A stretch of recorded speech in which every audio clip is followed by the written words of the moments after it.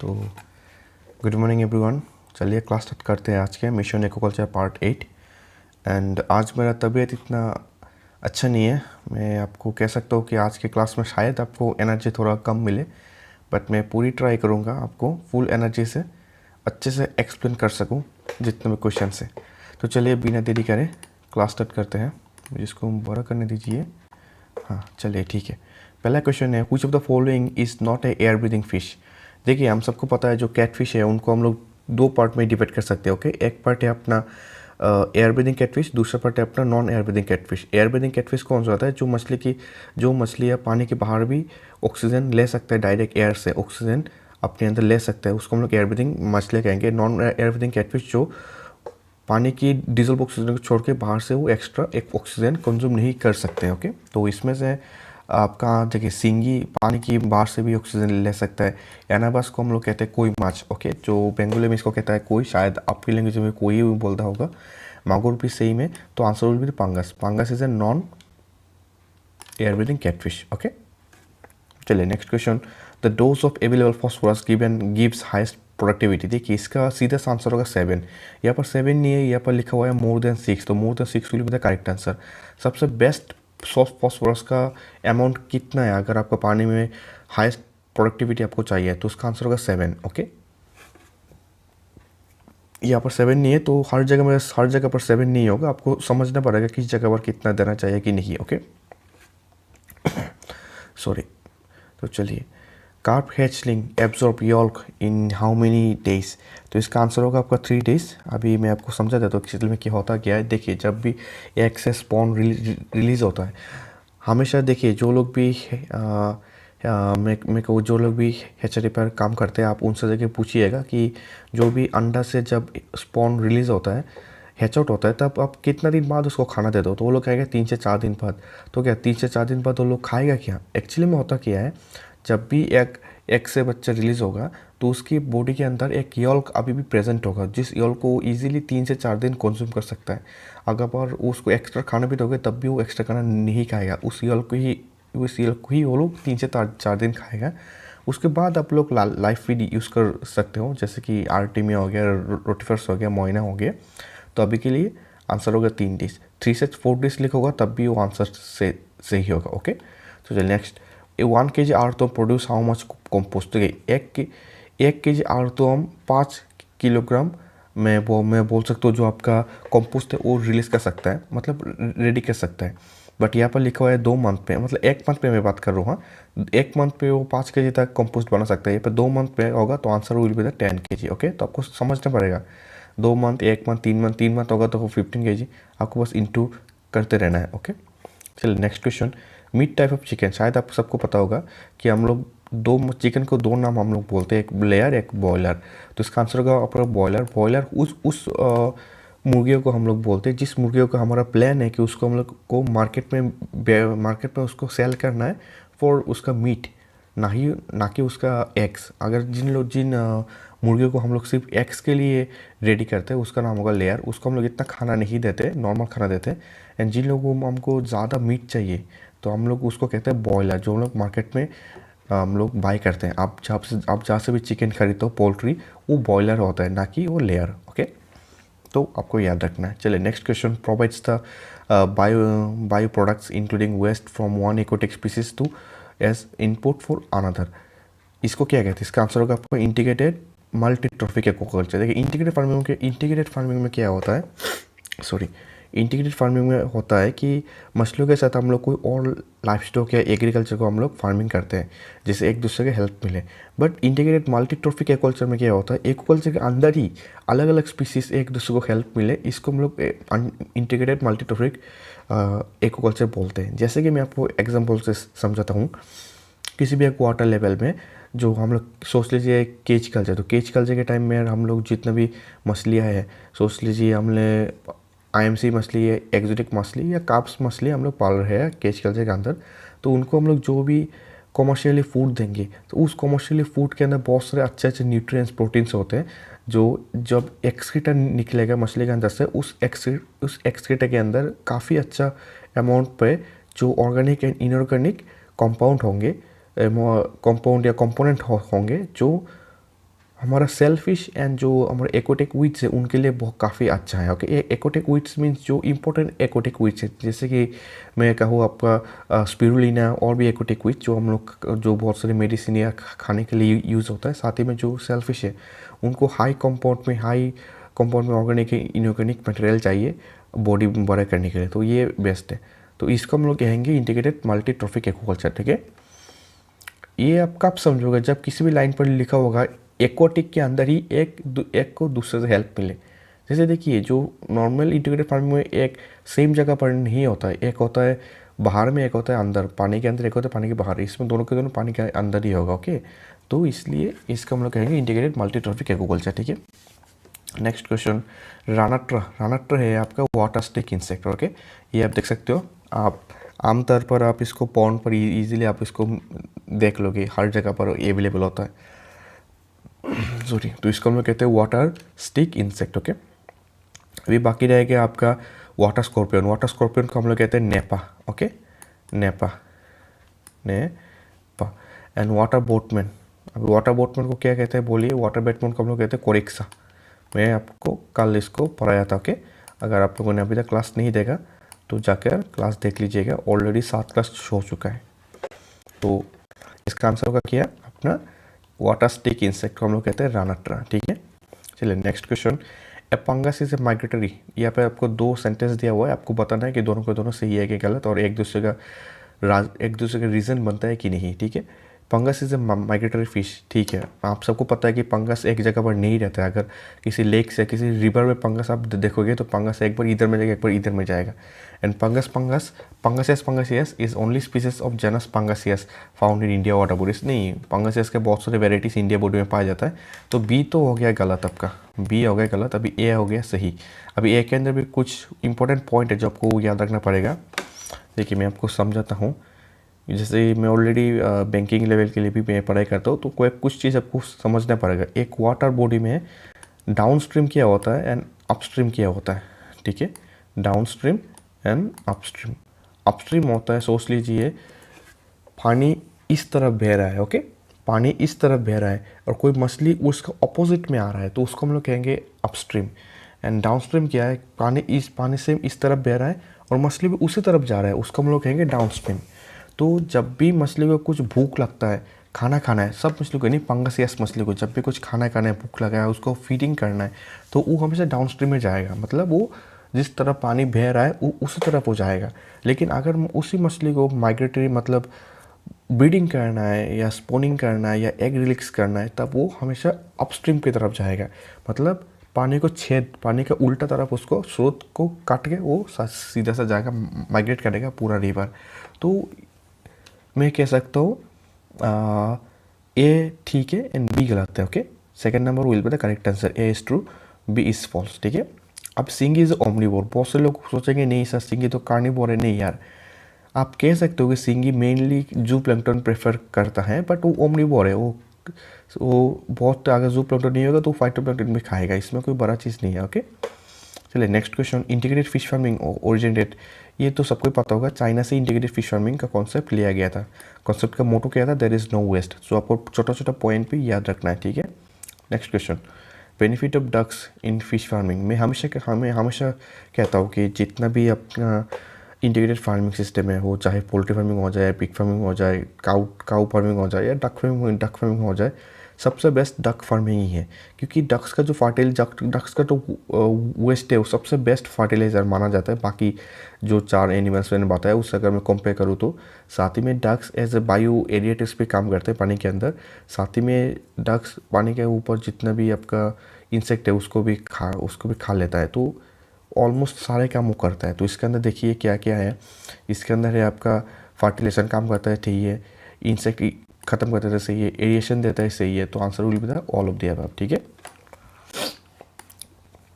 चलिए next question, what kind of fishes are suitable for cattle fish system. इसका answer होगा आपका omnivore. Same देखिए, ओमनिवोर में कैटल फिश सिस्टम में क्या होता है, जब भी आप काउ डंक यूज़ करते हो तो उससे बहुत सारे फाइटोप्लैंक्टन या जूप्लैंक्टन रिलीज होता है। मतलब मैं कहूँ ओवरऑल एक प्लैंक्टन रिलीज होता है जिसके अंदर फाइटोप्लैंक्टन भी होता है, जूप्लैंक्टन भी होता है। तो ओमनिवोर फिशेस ज़्यादा अच्छा होगा जो उस फाइटोप्लैंक्टन को भी खाएगा, जूप्लैंक्टन को भी खाएगा ना। तो अगर आप सिर्फ कैटल फिश फार्मिंग करते हो, इंटीग्रेटेड फिश फार्मिंग, तो आपको हम लोग को मछली ज़्यादा पालना चाहिए, ठीक है। Next question, AICRP on air breathing fish culture was launch. जो AICRP का फुल फॉर्म क्या है? AICRP का फुल फॉर्म है all India coordinated research project. तो पी का जो लास्ट प्रोजेक्ट है, ओके, प्रोग्राम नहीं है। समटाइम्स प्रोग्राम प्रोजेक्ट के अंदर आपको कन्फ्यूज करेगा ऑप्शन में। तो all India coordinated research project on air breathing fish culture was launch, answer will B 1971, ठीक है। चलिए, weight of 1 million carp spawn. तो मैंने जो इतना कार्प स्पॉन है, अगर मैं एक एवरेज आइडिया से मैं कहूँ कि इसका वेट कितना होगा, 1 मिलियन मीन्स 10 lakhs, आपको पता होना चाहिए, ओके। 1 मिलियन कार्प स्पॉन के ग्राम कितना होगा, 1.5 kg will be the correct answer, ठीक है। ऐसे क्वेश्चन पूछा जाता है JRF के अंदर, तो आपको पता होना चाहिए। Next question, amount of biogas slurry apply per hectare area in the year. देखिए, बायोगैस स्लरी क्या है? जैसे मैं आपको गोबर से बात करूँ, गोबर को हम लोग एक जगह पर इकट्ठा करते हैं, उसके ऊपर पानी देते हैं, उसके ऊपर उसको मैं कहूँ मैं डिकम्पोस्ट करते हैं, उसके बाद जो उसके एक स्लरी निकलता है, एक लिक्विड फॉर्म, उसको हम लोग यूज़ करते हैं। मेनली इसको एग्रीकल्चर में यूज़ कर देता है, बट हम लोग इसको फर्टिलाइज करने के लिए अगर पॉन्ड में यूज़ करेंगे, तो अगर डायरेक्ट हम लोग यूज़ करेंगे डायरेक्ट गोबर यूज़ ना करके अगर हम लोग गोबर के बायो स्लरी यूज़ करेंगे, तो रिजल्ट 80 to 90% मोर मिलेगा आपको उस टाइम। तो इसलिए हमेशा बायोगैस स्लरी को प्रेफर किया जाता है, बट ये थोड़ा टफ मेथड है, लोगों को, जो लोग एक्सपर्ट नहीं है वो इसको नहीं कर सकता है। तो बायोगैस स्लरी कितना यूज़ करना चाहिए एक ईयर में? आंसर विल बी 30 to 45 पर Tons, okay. 1 tons means 1000 kg। तो 30,000 kg to 45,000 kg should be use in a year, not one in a year time, okay. एक ईयर में यूज़ करना है, एक मंथ पर नहीं, ओके, ठीक है। Which of the following is illegal for culture. मैं अगर कह सकता हूँ सीधा से लैंग्वेज है बैन, तो थाई कैटफिश तो बैन है, आप सबको पता है। सॉरी, सकर माउथ कैटफिश भी बैन है, पक्को भी बैन है। अभी ये आप देख सकते हो, ये है अपना थाई मागुर, ये है अपना सकर फिश कैटफिश, ये है हमारा पक्कू। अभी आप कहोगे भाई ये कैसे बैन हो गया, ये तो हर जगह पर मिलता है। देखिए, रियलिटी में ये बैन है, बट इसे कल्चर बहुत ज़्यादा जगह पर होता है, ओके। इसको हम लोग कहते हैं रूपचंद फिश। काफ़ी टेस्टी मछली होता है एंड काफ़ी इंपॉर्टेंट मछली भी है आजकल के ज़माने के मैं बात करूँ, बट फिर भी ये मछली बैन तो बैन ही है। अभी लोग पालते हैं वो अलग बात है, बैन तो हमारा थाई मागुर भी है, लेकिन इसको भी तो पाला जाता है ना। तो ऐसा नहीं कि पालोगे तो आपको केस आपको जेल हो जाएगा, इससे कुछ नहीं है।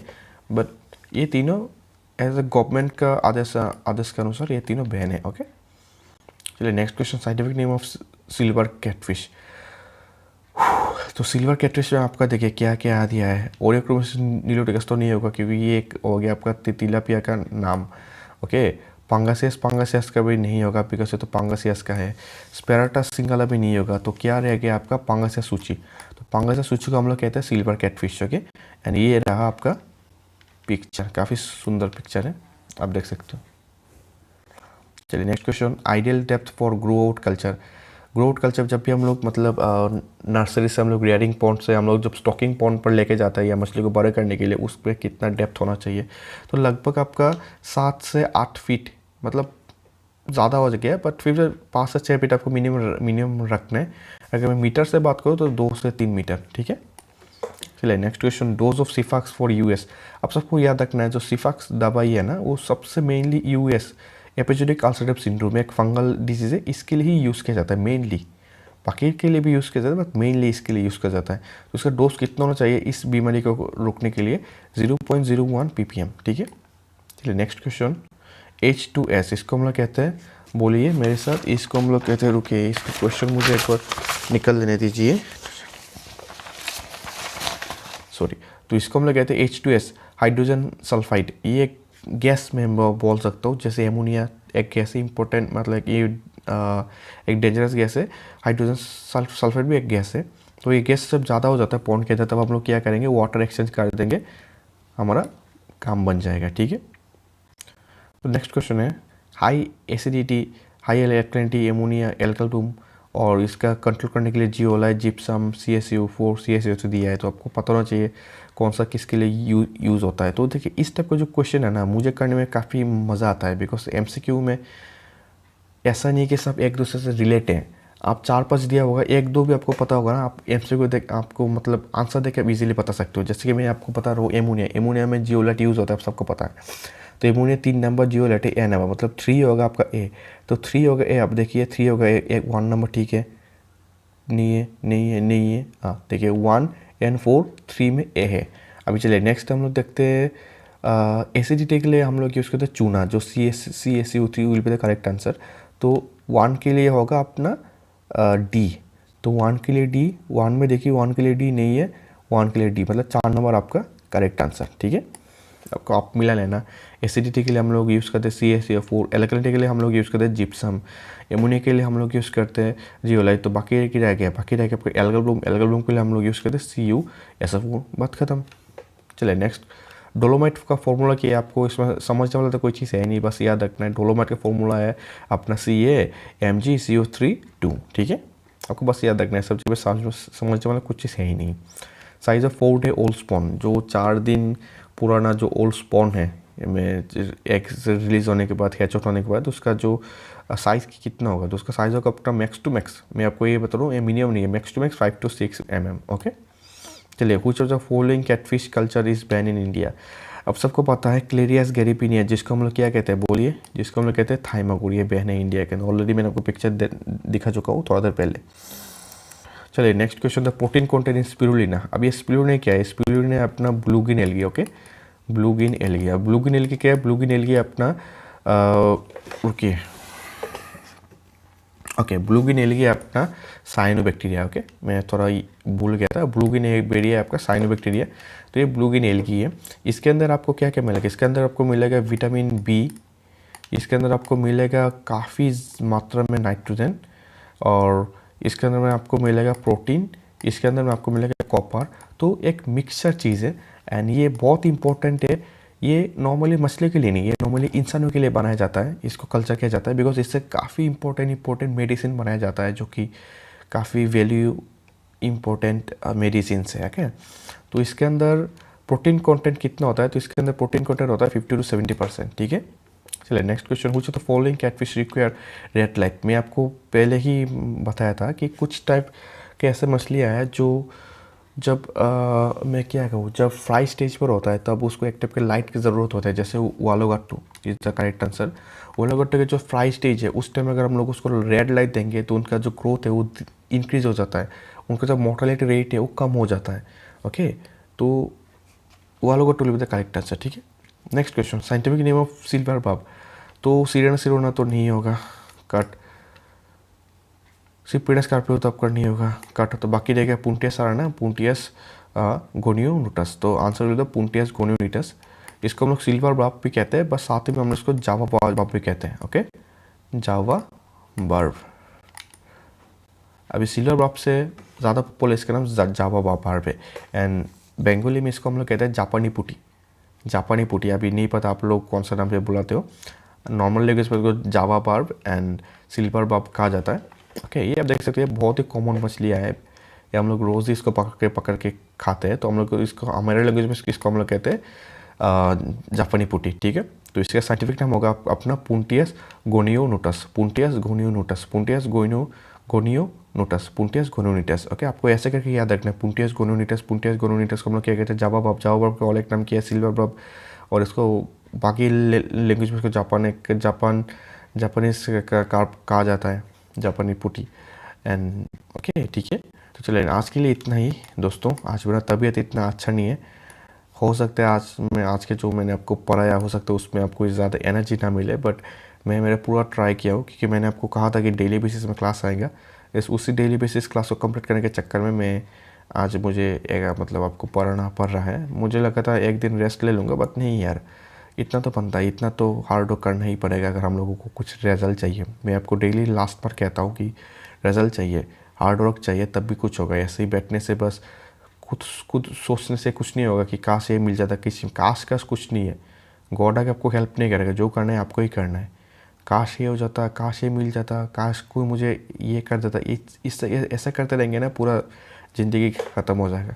जितना भी कुछ आपको करना है आपका मुट्ठी पर है, आपको डिसाइड करना है कि आपको क्या करना है क्या नहीं। ओके, तो चलिए आज के दोस्तों क्लास इतना ही है। जय हिंद, जय भारत।